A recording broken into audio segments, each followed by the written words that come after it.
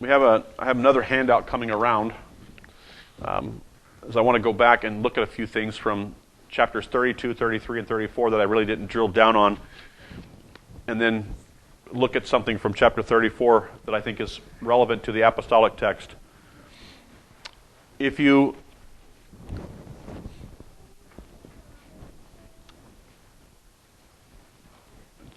papers are coming around, it's two-sided, there's one on front and back, So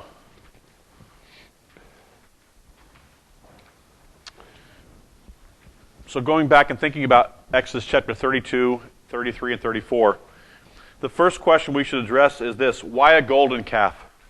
Or to put it differently, why not some other animal to represent Elohim? And he says to them, this is your Elohim that brought you out of Egypt.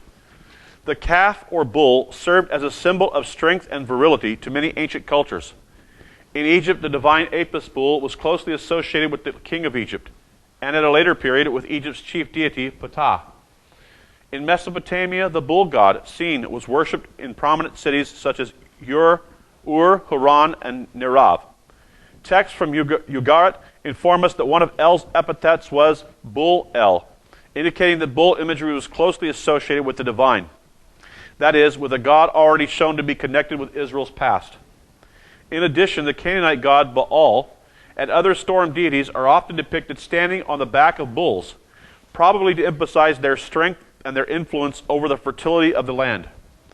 The prevalence of bull imagery has also been found in the archaeology of the Near East, where excavations in Syria, Palestine have turned up bull figurines in Ugarit, northern Syria, Hatzor, and at Shiloh.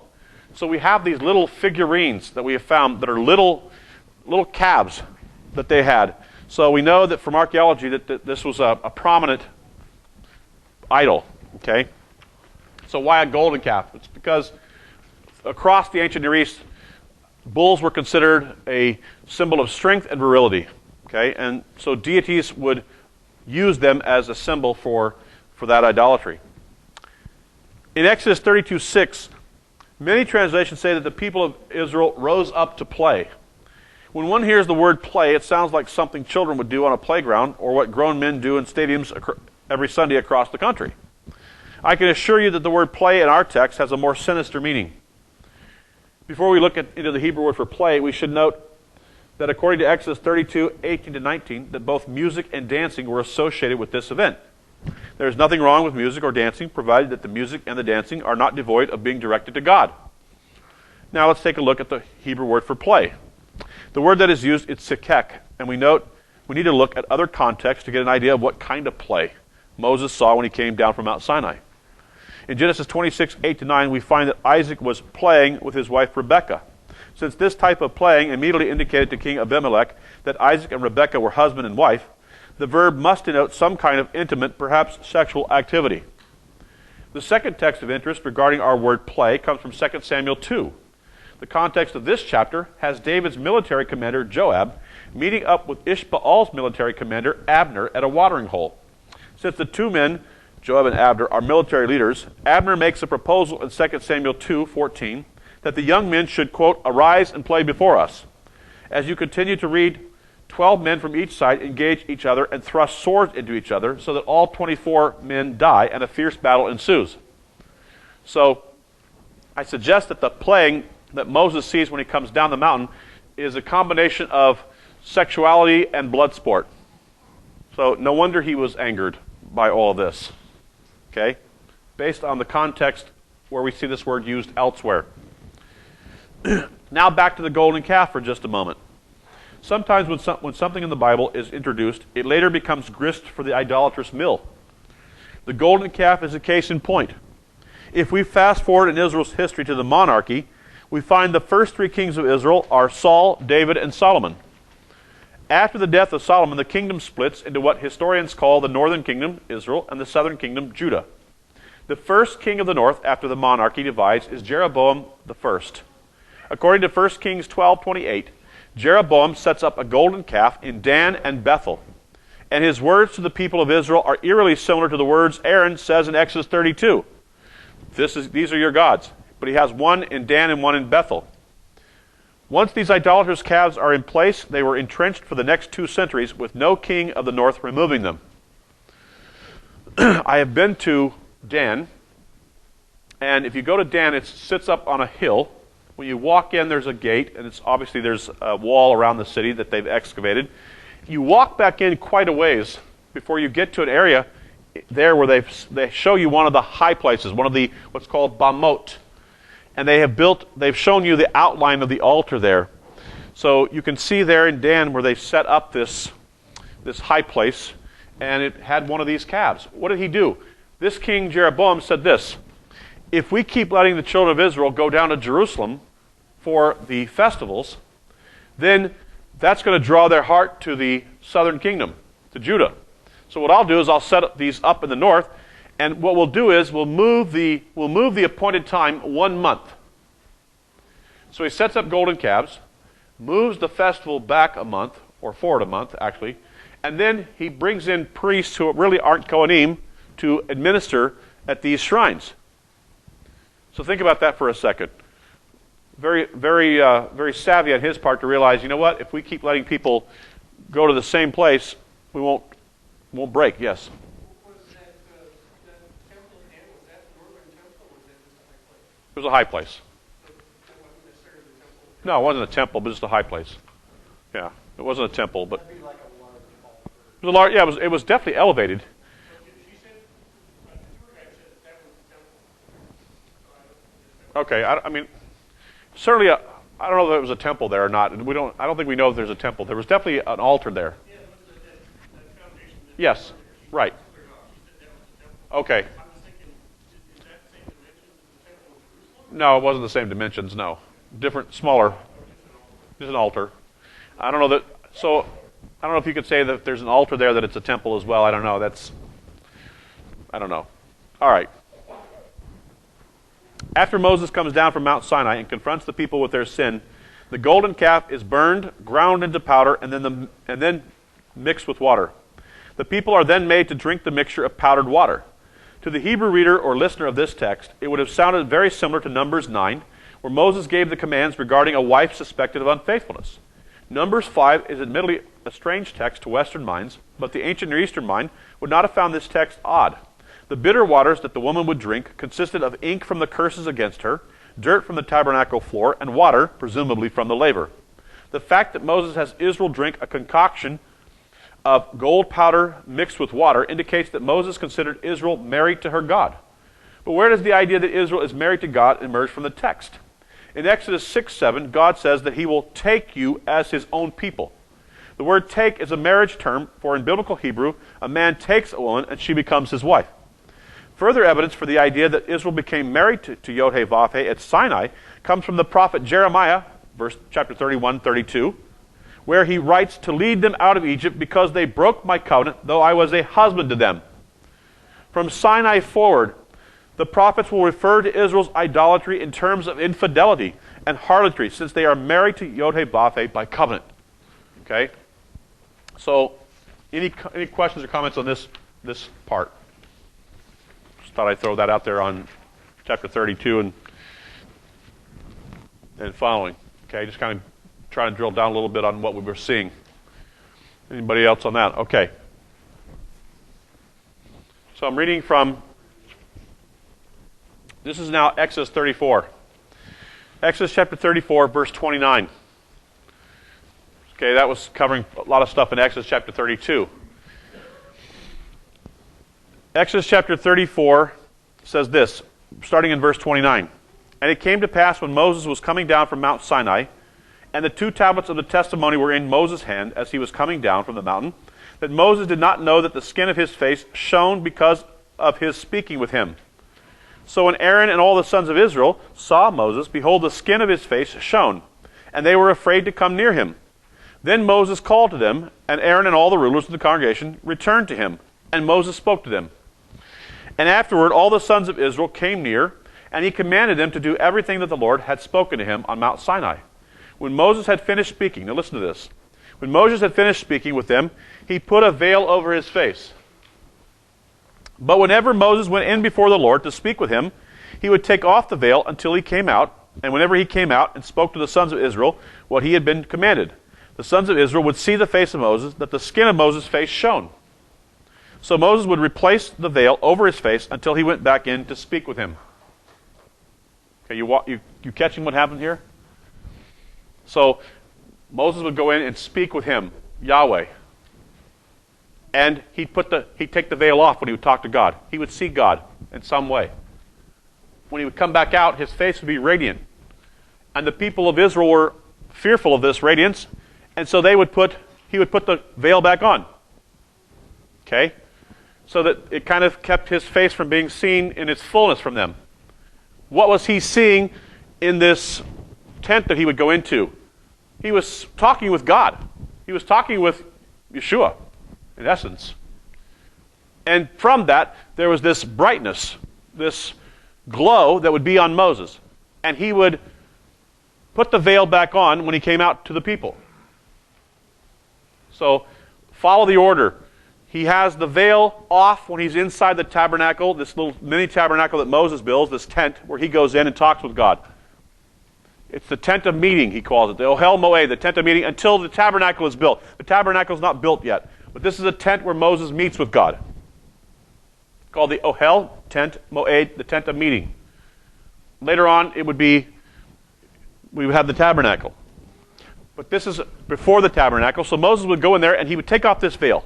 And God would speak with him. He'd go out, and the people would say, wow, that's too bright. He'd put the veil back on. Okay, now go with me to 2 Corinthians chapter 3. 2 Corinthians chapter 3. With this in mind. Paul, speaking here, 2 Corinthians chapter 3. He says this.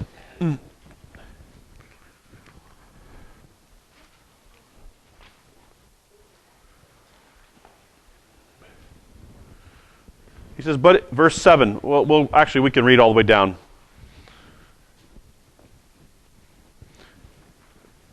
Do we begin again to commend ourselves, or do we need, as some other, epistles of commendation to you, letters of accommodation from you? You are our epistle written in our hearts, known and read by all men. Clearly you are an epistle of Christ, ministered by us, written not with ink, but by the Spirit of the living God, not on tablets of stone, but on tablets of flesh, of the heart. And we have such trust through Messiah toward God, not that we are sufficient of ourselves to think of anything as being from ourselves, but our sufficiency is from God, who also made us sufficient as ministers of the new covenant. Okay? Ministers of the new covenant. Not of the letter, but of the Spirit, for the letter kills, but the Spirit gives life. Now, see what people say here. The letter here is the Torah. Okay, so here's what happens. The letter of the Torah kills, but the Spirit of God gives life. Now, you got two problems with that right out the chute. First of all, it's the Spirit of God that wrote the Torah. That's the first thing. The second thing is that we just read Ezekiel 36 where he said, if you have the Spirit of God in you, it will move you towards the Torah. So what's going on here? All right. Then verse 7. But if the ministry of death... Go ahead, sorry. Let me get to that. Hold on. Hold on. Oh, hang on. But if the ministry of death, written and engraved on stones, was glorious, so that the children of Israel could not look steadily at the face of Moses, because of the glory of his countenance, which glory was, and they translate it, passing away, fading away. How will, and I don't think it was fading away, we'll talk about that a little bit later as well. How will the ministry of the Spirit not be more glorious? For if the ministry of condemnation had glory, the ministry of righteousness exceeds much more in glory. For even what was made glorious had no glory in this respect, because of the glory that excels. For if what is passing away was glorious, what remains is much more glorious. Verse 12. Therefore, since we have such hope, we use great boldness of speech, unlike Moses, now look at this, who put a veil over his face, so that the children of Israel could not look steadily at the end of what was passing away. Bad translation on the passing away. Look at this. But their minds were blinded. For unto this day, the same veil remains unlifted in the reading of the Old Covenant, because the veil is taken away in Messiah. But even to this day, when Moses is read, a veil lies on their heart. Nevertheless, when one turns to the Lord, the veil is taken away. Now, the Lord is the Spirit, and where the Spirit of the Lord is, there is liberty. Okay? So, what does the veil represent with Moses? Why does he, and Paul is going back and looking at this text. He's looking at Exodus 34. What happened? When Moses has the shining on his face, and he has this brightness on his face, what is it that brightness represents? It represents the presence of God. That he has been in the presence of God. So Moses veils that. Exactly, the Shekinah, or what would later become called the Shekinah. Yes. So here's what, I'm going to get back to your question in just a moment. So, without the Spirit, the letter is the Torah without the Spirit. If you have not the Spirit of God, the Torah will absolutely condemn you. Okay, so if you're just trying to keep the commandments just out of your own will, it will destroy you. Now here's what he says. So Moses puts on this veil when he comes out, because he's been in the presence of God. So Paul uses this as a metaphor to say this. The old covenant is the Torah read without the lens of Messiah. If you don't have Messiah, you won't understand the goal of the Torah. Look what he says in verse 14. Let me read it again. But their minds were blinded, for until this day the same veil remains unlifted in the reading of the old covenant, because the veil is taken away in Messiah. The only way you understand the Hebrew Scriptures, their purpose, their intent, their goal, everything that they're driving at, is if you understand Messiah. Without Messiah, you'll have a veil over your eyes with regards to the Hebrew Scriptures. The veil is taken away in Messiah. To this day, when the Scriptures are read, without Messiah, there's still a veil. They still don't see it.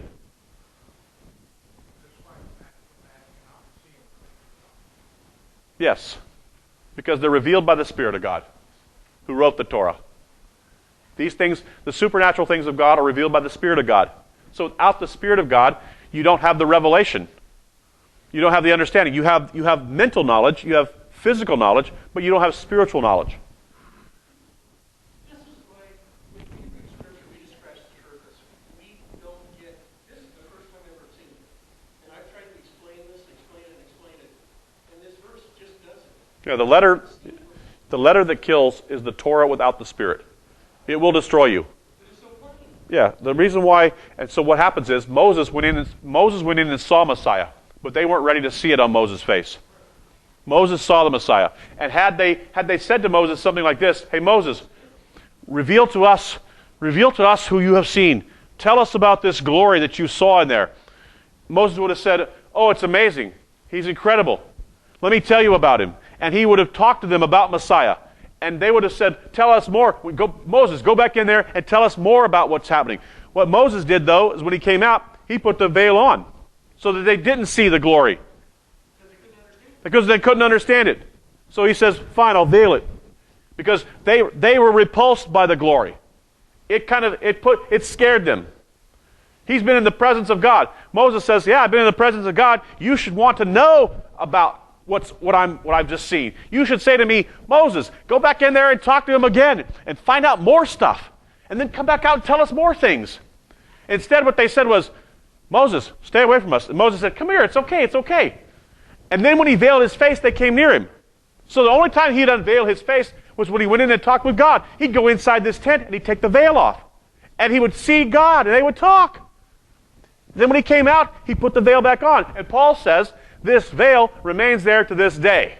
So this one verse actually shows the problem we have with believing in a Christian church that calls us heretics and Judaizers because they don't understand the Old Testament. Yeah, I think there's a veil on both sides of this aisle. Okay, there's a veil on both sides, and that is, look, if you have the other side of this is this.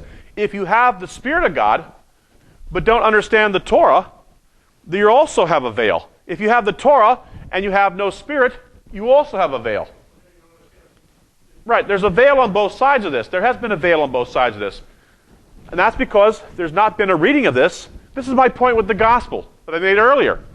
We have the term I'd like to use is we have neutered the gospel by our taking it outside the context of the Hebrew Scriptures. Okay, we've totally neutered it.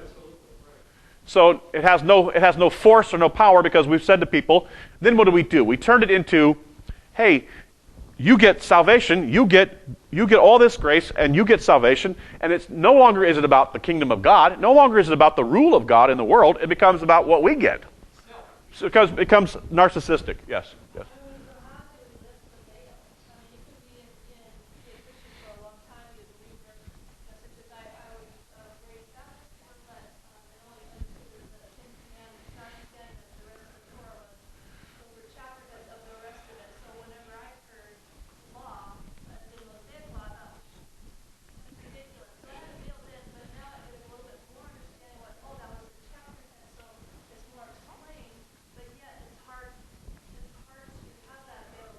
The veil is moved when we study Messiah, Yeshua, in light of the Hebrew Scriptures, and we keep going back to them and saying, what did he say? Listen to this. No, it's the work of the Spirit. The Spirit removes the veil. Look what he says in Luke 24:4. Their minds were darkened. Here's two believers on the road to Emmaus. And what does he says? And beginning with Moses and the prophets, he expounds to them how the Messiah must come and how the Messiah must suffer, and all these things that have to happen, and the whole kingdom of God approach. And it says, and their minds were opened. The Spirit of God opens their minds, and they go, wow, now we see it. This is exactly what happened to Paul on the road to Damascus. What happens? He sees the Messiah in light of the Hebrew Scriptures.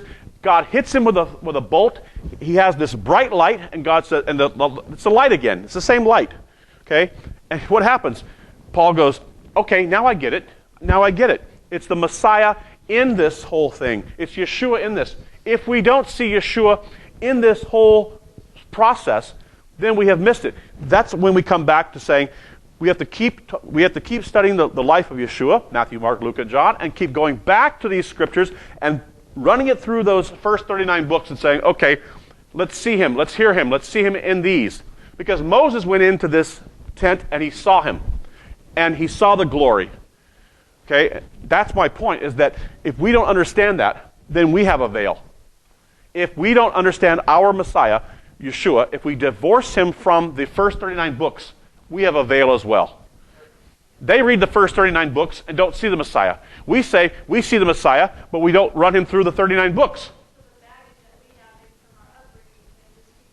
Yeah, it keeps the veil on as well. I think the same... Yeah, it's not about asking the Lord to remove it. It's about the Holy Spirit. When the Spirit works in us, when we go back and we take the life of Yeshua and we run it through the first 39 books and we keep running it through those 39 books. That's what Yeshua did on the road to Emmaus. He just said, hey guys, let me run you through my life that I just lived, and the resurrection, the death, the burial, the resurrection, all of it, everything that just happened the last 33 years, I want to run it back through the Hebrew Scriptures for you. And they went, wow, wow. That's the veil being lifted. And it says, did not our hearts burn within us while he was with us? You know, the Spirit of God lifted this, and all of a sudden, they understood it. The veil remains. Paul says the veil remains, and the veil remains to this day. If we have the Torah without Messiah, and if we have Messiah without Torah, you still have a veil. You have to have both components working through both of them. It's got to be, you have to see him and the Spirit of God then reveals this and makes it plain. Yes? Sure. Paul's looking at this in 2 Corinthians. Paul is looking at Exodus 34, and he says, we've had this veil, and he's using it as a metaphor. He says, Moses had this veil on his face. And the reason why Moses had this veil is because the people's hearts were not ready to see the glory of who God was. They were not ready for it. You would think that having just come through the Red Sea, having just seen all the miracles in Egypt, having just seen the deliverance that God had brought them, that they would say, yes, Moses, reveal to us everything you can about God. Instead, the more that Moses revealed, the more that Moses' face resonated, the image of God, they said they were repulsed by it.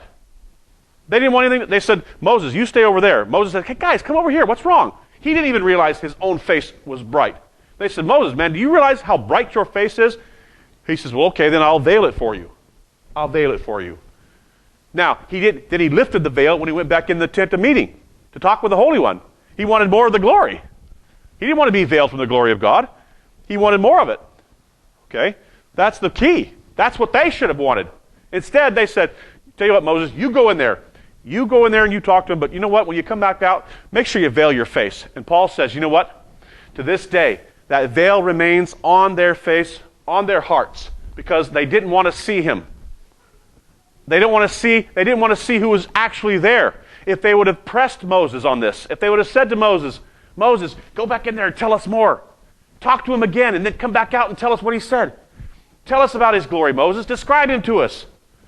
Moses even says in chapter 34, I want to see your glory. God says, fine, I'll hide you behind the rock and I'll pass by you. Why didn't the people say this? They said they were afraid. They were more fearful. So he says, no, Moses. So Paul picks up on this and says, no, hey, look, the veil is there when they read the Torah without the Messiah. It's only in Messiah that the Torah becomes explainable and understandable, because the Spirit of God then takes and uses the life of Messiah to make it all make sense.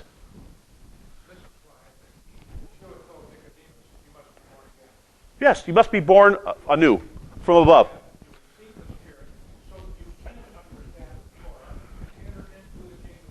Exactly. Without being born again, without having the Spirit of God, you will never understand. If you read the Torah without the Messiah, you are reading something that is veiled. The Spirit of God will veil it from you. You'll have words on the page. You'll see black and white. That'll be the letter. But you know what that letter will do? It'll just condemn you, because you have no Redeemer. How do you have a Redeemer? You have no ultimate redemption if you just keep reading the first 39 books. It talks about a Redeemer. It talks about atonement, but you don't have anything that comes yet to bring atonement. You need a new Adam. You need an Adam that comes and lives a righteous life that's holy and just and that takes death out of the way. By the time we get to the end here, the monarchy is split. 722, Assyrians, 586, the Babylonians. God has promised that there's going to be a Davidic king sitting on the throne. There's no Davidic king. So how does Matthew open up? David. We have a new David that's just come on the scene. There's hope. And what happens? The heavenly host is there, and they're saying, glory to God in the highest on earth, peace, goodwill to men. This is good news. The Holy One, blessed be He, has come. But he hadn't come yet, other than coming to Moses. And when he came, what did the people say? Moses, stay over there. They had a veil over their heart. Don't bring that close to us. That's too glorious, Moses. That's way too bright. Moses says, yeah, you know why it was bright? Because I was just in the presence of God. You would think that you'd say, bring the presence of God closer, Moses.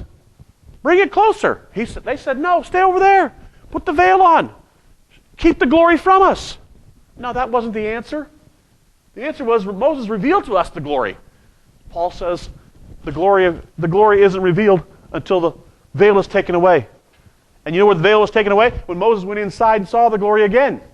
That's when the veil was removed, in the presence of God. You have to be in the presence of God for the veil to be removed. That's where he removed the veil. And Paul understood this and said, when we get back to the presence of God, and the presence of God is found in Yeshua the Messiah. And Yeshua the Messiah was promised in the Torah and in the prophets. Now you understand them. Now you get the full picture. And until you have both sides of this, you have nothing. The letter will kill you. All you have in the Torah, we have exile. By the time we end with Malachi, what is he saying? They're in exile, and he says, return to. We'll go to Malachi.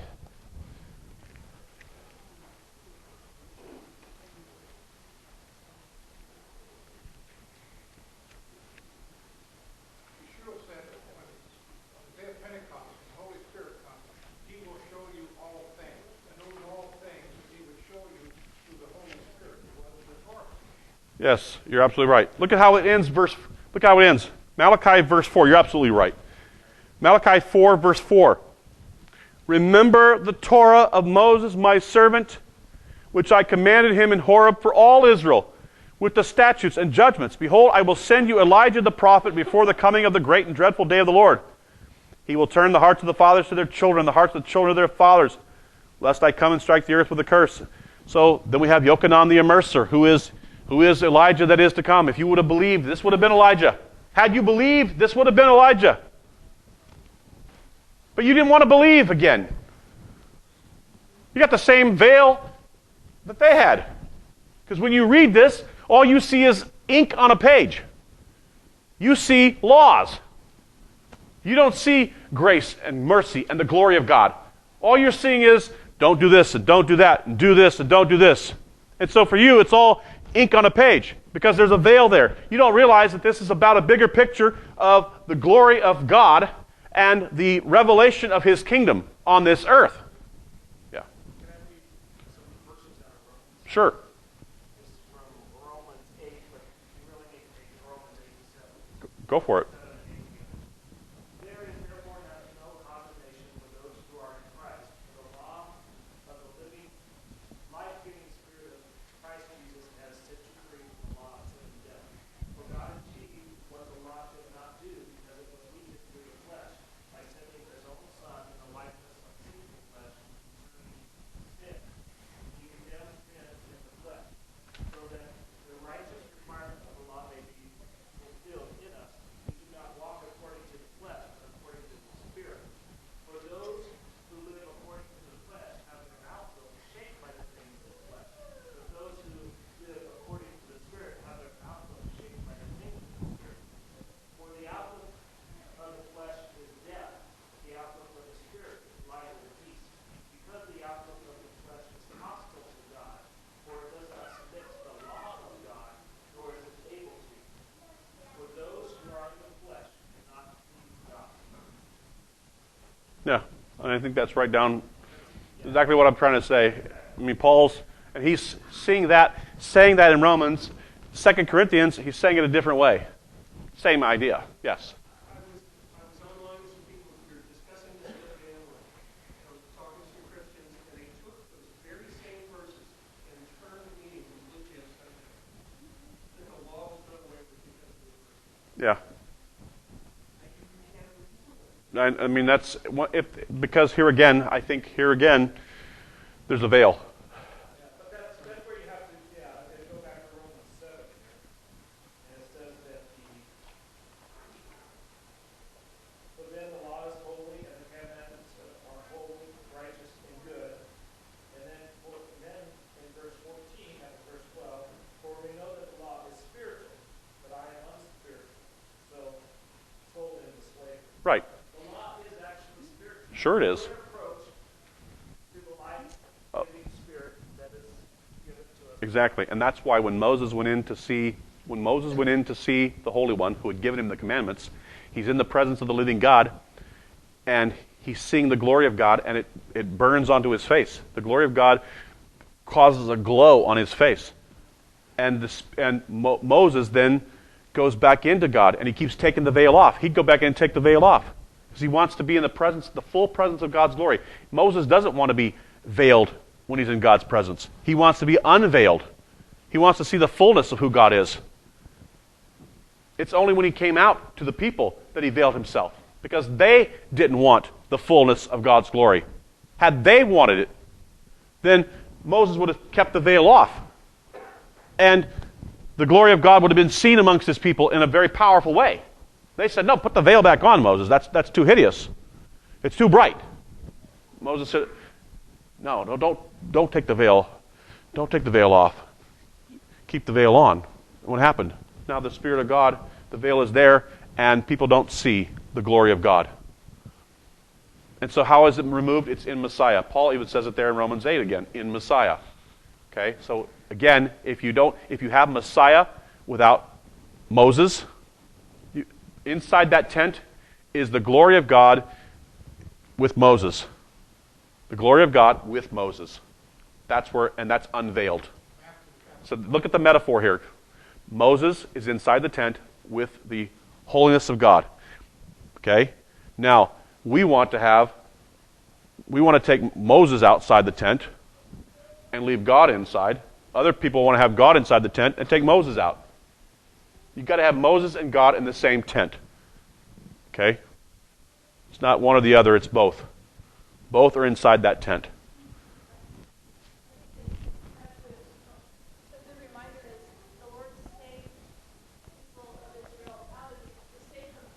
Yes.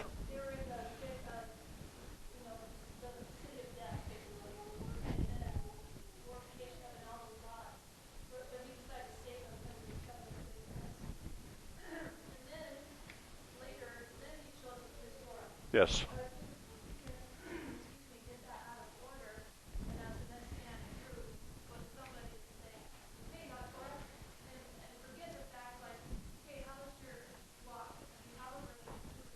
Sure.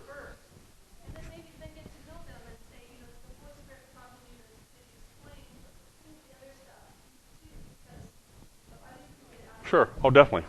That can easily happen. Right. Agreed. That has to be the Holy Spirit guidance. Yes.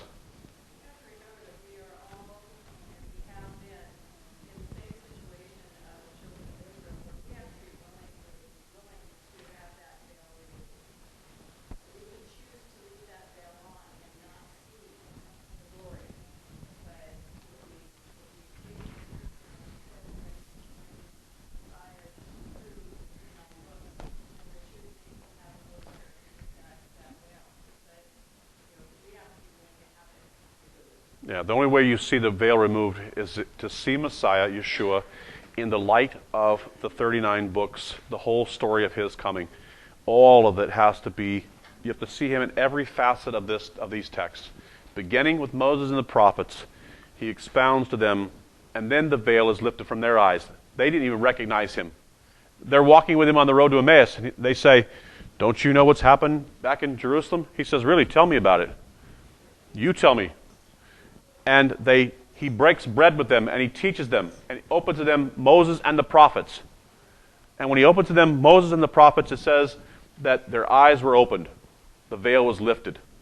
It's only when Messiah Yeshua is understood in the context of the Hebrew Scriptures that the veil gets removed. If you have the Hebrew Scriptures and no Messiah, there will be a veil. If you have Messiah and no Hebrew Scriptures, there will be a veil. The only way the glory is fully seen is when you have Moses in the tent with Yahweh. You can't take Moses out of the tent, and you can't take Yahweh out of the tent. My Jewish brothers have taken Yeshua out of the tent. I'm going to say Yeshua. They've taken Yeshua out of the tent. My Gentile brothers have taken Moses out of the tent. And both have then been veiled and lost the glory. We haven't seen the glory because we've taken one or the other out. You have to have both in the tent. Yes. The saints be born again. Yes. To the Jew at that time, didn't mean as we think it. It meant that were you married? Did you get married? Yes. Or Stages of life. Stages of life. yeah. Or were you the head of a rabbinic school? Right. So that's why he asked the question. It was, which one of these is it? Right.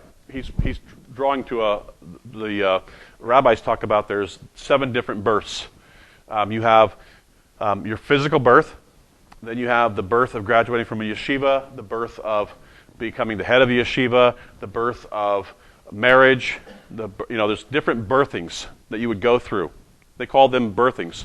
Okay, and you go through as you go through life. You obviously get older. You have more of these. So I think they mentioned 7 of them. Not the least of which was being the head of a yeshiva. If you were the head of a yeshiva, you had been, in a sense, kind of arrived, because now you were in charge of other. Yeah, you were in charge of other students. And so Nicodemus the text says he was the leader. So here's like this. He's the head of the yeshivas in Jerusalem.